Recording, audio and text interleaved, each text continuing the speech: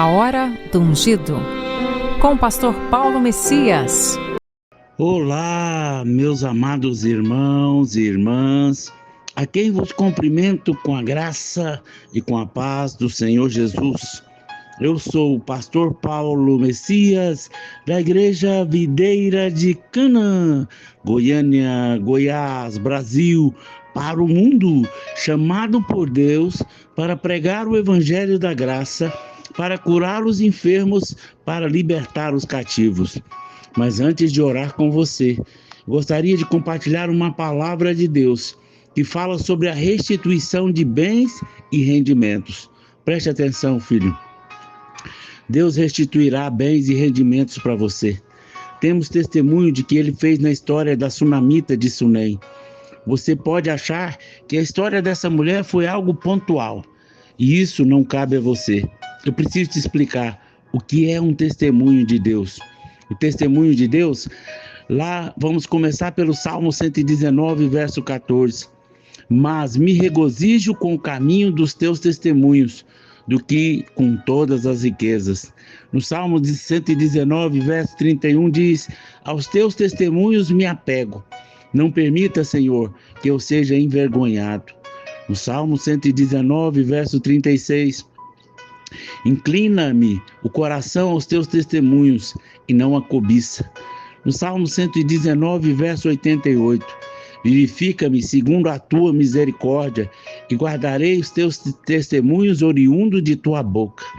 No Salmo 119, verso 99, compreendo mais que todos os meus mestres, porque medito nos seus testemunhos. Um testemunho significa uma profecia de intenção de Deus em fazer novamente. Davi se apegava aos testemunhos de Deus na história. Ele meditava nesses testemunhos. Era mais valioso para ele do que as riquezas. Os testemunhos de Deus o guardavam da cobiça. Os testemunhos de Deus faziam o mais inteligente do que os mestres. Quando contamos um testemunho que Deus fez, alimentamos a nossa fé na crença que Ele fará de novo. Os atos de Deus revelam seus meios e os seus caminhos revelam a sua natureza. O testemunho de Cristo é o testemunho da profecia. Apocalipse capítulo 19, verso 10 diz: prostrei-me ante aos pés para adorá-lo. Ele, porém, me disse: vê, não faça isso. Sou conservo teu e dos teus irmãos que o mantenho o testemunho de Cristo. Adora a Deus, pois o testemunho de Jesus é o espírito da profecia. Quando nós falamos dos efeitos de Jesus, estamos profetizando. Uma profecia edifica a nossa fé, pois é o anúncio dos feitos de Deus. Jesus curou e Ele continua curando. Jesus trouxe provisão milagrosa na multiplicação dos pães e peixes. E Ele continua realizando os milagres de provisão sobrenatural. Aleluia! É possível perder o senso de gratidão pelo milagre. Os israelitas murmuravam no deserto, apesar de Deus ter lhe dado uma provisão sobrenatural, cura e proteção durante todos os dias de 40 anos. Não podemos perder os feitos de Deus de nossa lembrança. A fé está conectada ao testemunho da palavra de Deus, de tantos outros que ocorrem em nosso meio. Somos responsáveis por celebrar a bondade de Deus em qualquer milagre, seja ele grande desproporção ou não. Ter o testemunho de Deus em nossos lábios guarda o nosso coração da incredulidade, da formalidade da religião. O testemunho aquece o coração, nos dá alegria e esperança. Precisamos estar conscientes do que Deus fez e está fazendo em nosso meio e dar a Ele glória devida. O que está fazendo em sua casa? O que está fazendo em nossas células? Devemos reconhecer a Deus em todos os nossos caminhos, de forma mais intensa do que reconhecer as pessoas ao nosso redor. A restituição de bens e rendimentos. Lá em 2 Reis, capítulo 8, do verso 1 ao 6, diz assim: falou Eliseu àquela mulher, cujo filho ele restaurara a vida, dizendo: levanta-te, vai com os da tua casa e mora onde puderes, porque o Senhor chamou a fome. o qual virá sobre a terra por 7 anos. Levantou-se a mulher e fez segundo a palavra do homem de Deus. Saiu com os da sua casa e habitou por 7 anos na terra dos filisteus. No verso 3, ao cabo de 7 anos, a mulher voltou da terra dos filisteus e saiu a clamar ao rei pela sua casa e pelas suas terras.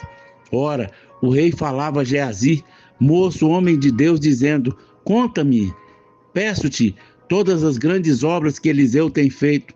Contava ele ao rei como Eliseu restaurara a vida a um morto, quando a mulher cujo filho havia restaurado a vida clamou ao rei pela sua casa e pelas suas terras. Então disse Geazi: ó rei, meu senhor, esta é a mulher, este é o filho a quem Eliseu restaurou a vida. Interrogou o rei a mulher e ela lhe contou tudo.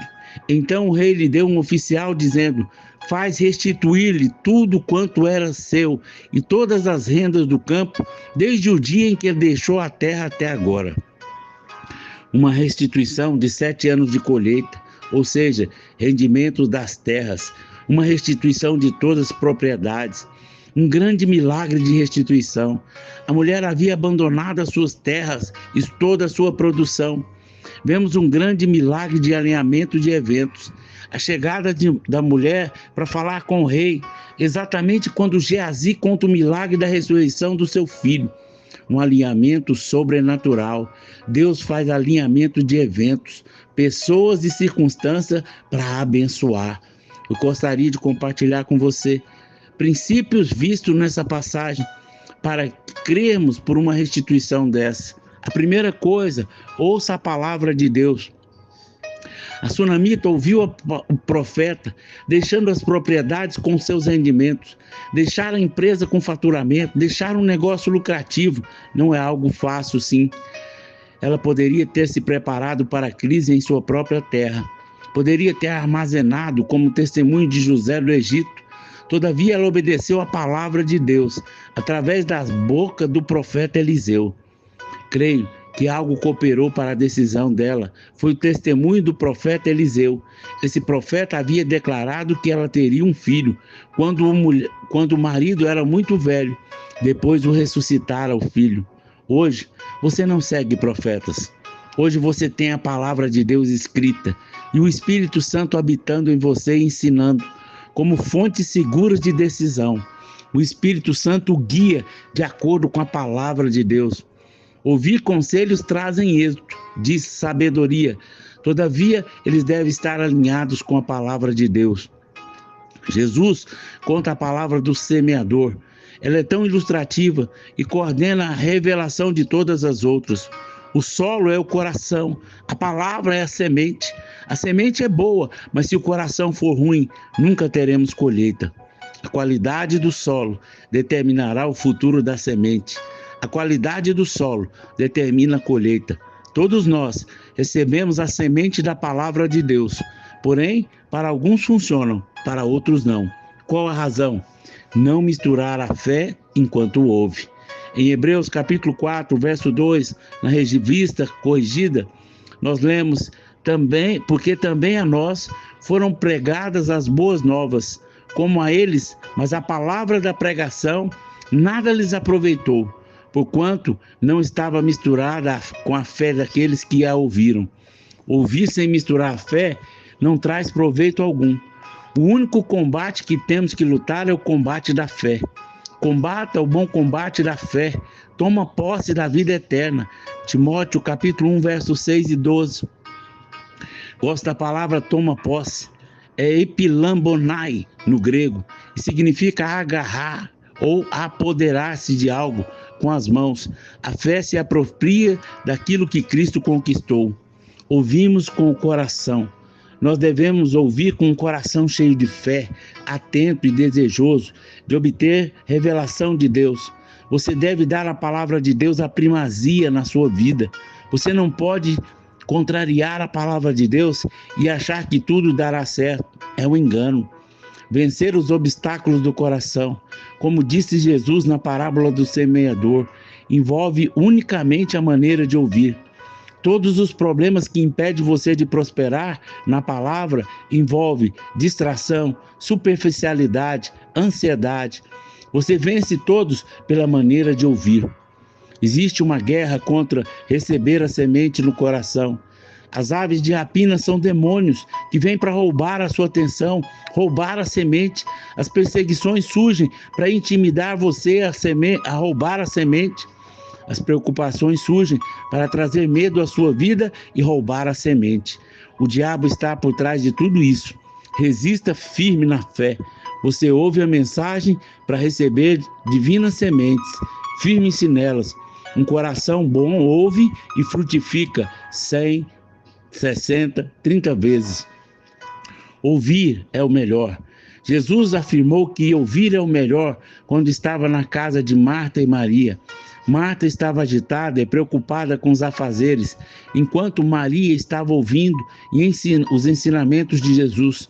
Ouvir é melhor do que realizar. Alguns textos da palavra sobre ouvir dizem, Eclesiastes capítulo 5, verso 1, guarda o pé quando entrares na casa de Deus. Chega-se para ouvir, é melhor do que oferecer sacrifício de tolos, pois não sabe que fazem mal. Apocalipse capítulo 2, verso 29. Quem tem ouvidos, ouça o que o Espírito diz à igreja.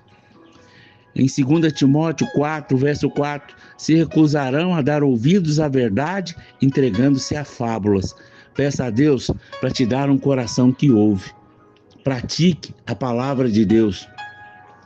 Josué capítulo 1, verso 8. Não cesse de falar deste livro da lei, antes medita nele dia e noite, para que tenhas cuidado em fazer segundo tudo quanto nele está escrito. Então farás prosperar o teu caminho e serás bem-sucedido. Josué tinha uma grande missão, introduzir o povo de Israel na terra prometida a Abraão. Havia muitos obstáculos, como gigantes e cidade fortificada. Josué estava lendo o livro da lei de Deus, quando o Senhor disse, não cesse de falar desse livro da lei. Observe que o Senhor não diz daquele livro ou do livro da lei, mas diz deste livro da lei. Isso revela que Josué estava lendo o livro da lei, o livro estava com ele. Cuidado em fazer a palavra chamar, que significa guardar, vigiar, observar, prestar atenção. Ela ocorre 29 vezes no livro de Provérbios. Em Provérbios 4, 21, não se deixe apartar dos teus olhos, guarda-os no mais íntimo do teu coração. Você pratica instantaneamente aquilo que está no seu coração. Tiago, capítulo 1, verso 22 diz, tornai-vos, pois, praticantes da palavra, e não somente ouvintes, enganando-vos a vós mesmos. Há muitos que falam a respeito da palavra e até mesmo se alegram na palavra, mas não há muitos praticantes da palavra. Se você quer estar no lugar certo, na hora certa, precisa praticar a palavra de Deus. A palavra de Deus vem primeiro em nossa vida. No fechamento do maravilhoso Sermão da Montanha, Jesus encerra os seus ensinamentos dizendo, todo aquele que ouve as minhas palavras e as praticas, será comparado ao homem prudente que edificou a sua casa sobre a rocha. Mateus capítulo 7, verso 24. Quantos desejam construir o seu negócio, seu casamento, seu ministério sobre a rocha? Então, pratique a palavra. Muitos falham em praticar a palavra porque deixam seus pensamentos soltos. Imaginando, pensam coisas erradas. A palavra diz, finalmente, irmãos, tudo que é verdadeiro, tudo que é respeitável, tudo que é justo, tudo que é puro, tudo que é amável, tudo que é de boa fama, se há alguma virtude há, e se há algum louvor que existe, seja isso que ocupe o vosso pensamento. Filipenses 4:8. Se os seus pensamentos não refletem essas verdades, mude-os. Você pode ter um pensamento verdadeiro sobre alguém, mas ele pode não ser boa fama. Nesse caso, abandone. Entenda esse texto de Filipenses 4:8 como 8 filtros. Cada pensamento deve ser aprovado pelos 8 filtros. Obedeça às impressões do seu homem interior. O homem interior é o seu espírito, no qual o Espírito Santo se misturou. O Espírito Santo nos dá desejos, Lá em Filipenses capítulo 2, verso 13, porque Deus é quem efetua em nós tanto querer como realizar, segundo a sua boa vontade. Poucos de nós valorizamos os desejos profundos, um querer santo, mas Paulo afirma que Deus fala conosco colocando em nós o seu querer. Sempre que sinto vontade de fazer alguma coisa na obra de Deus, eu medito a respeito, porque eu sei que é Deus operando em mim. Na verdade, do Evangelho que é Cristo que está em nós. Por causa disso, Ele coloca os desejos em nosso coração. Isso é tão sobrenatural que simplesmente não damos crédito. Não cremos que Deus possa inspirar desejos em nós. Com isso pode ser Deus, mas essa é uma das maneiras que Deus guia. Em 1 Coríntios, Paulo diz: mas como está escrito, nem olhos viram, nem ouvidos ouviram, nem jamais penetrou em coração humano o que Deus tem preparado para aqueles que o amam. 1 Coríntios capítulo 2, verso 9. Ele aqui está fazendo uma citação de Isaías, porque desde a antiguidade não se ouviu e nem com ouvidos se percebeu, e nem com olhos se viu um Deus além de ti, que trabalha para aqueles que nele esperam. Paulo mudou um pouco a citação. Para aquele que nele espera, ele colocou para aqueles que o amam. Isso significa que no Velho Testamento eles tinham que esperar para conhecer a vontade de Deus, mas hoje ele habita em nós. Atente aos desejos que permanecem dentro de você. Se durante o dia vier o desejo de visitar alguém, ir a algum lugar, fazer alguma coisa, vá sabendo que Deus quer fazer algo ali. Quando você segue os desejos do coração, que estão em linha com a sua palavra, você estará no lugar certo, na hora certa. Deus usa o desejo de comprar, comer, ver alguém ou qualquer outro tipo para criar uma circunstância para a bênção. Em alguns momentos, você certamente terá que jejuar e orar por mais tempo, mas não será assim em tempos normais. Em dias comuns, apenas preste atenção nos desejos que surgem no seu coração. Eu não estou dizendo que todo desejo que temos procede de Deus, mas você vai perceber facilmente quando vier o da carne. Além disso, irmãos mais velhos podem te ajudar a perceber mais claramente a voz de Deus. Aleluia, Pai, eu quero orar pelos meus irmãos, declarando paz, declarando alegria, declarando restituição, que eles possam crer que a palavra de Deus é a verdade na sua vida. Eu oro por restituição de bens em todas as áreas da sua vida, que eles possam crer que o Senhor é o Deus que restitui, que o Senhor é o Deus que restaura os bens e os rendimentos dos meus irmãos, em nome de Jesus. Amém, amém e amém. Meu amado irmão, minha amada irmã, você que foi abençoado com essa mensagem, comente aí no nosso canal, nos ajude a divulgar para que irmãos que estão crendo que esse será o ano da restituição. Vai acontecer o sobrenatural de Deus na sua vida. Você precisa crer, você precisa tomar posse. Se você foi abençoado e deseja ser um semeador do nosso ministério, aí tem o número do Pix, pelo qual você pode nos ajudar a pregar o Evangelho. Como pastor? Fazendo uma oferta generosa. Através da sua oferta, vamos levar pessoas ao encontro com Deus, assim como também vamos dar cestas básicas para aqueles que nada têm. Seja um semeador e veja o que Deus vai fazer na sua vida. Eu te abençoo em nome de Jesus.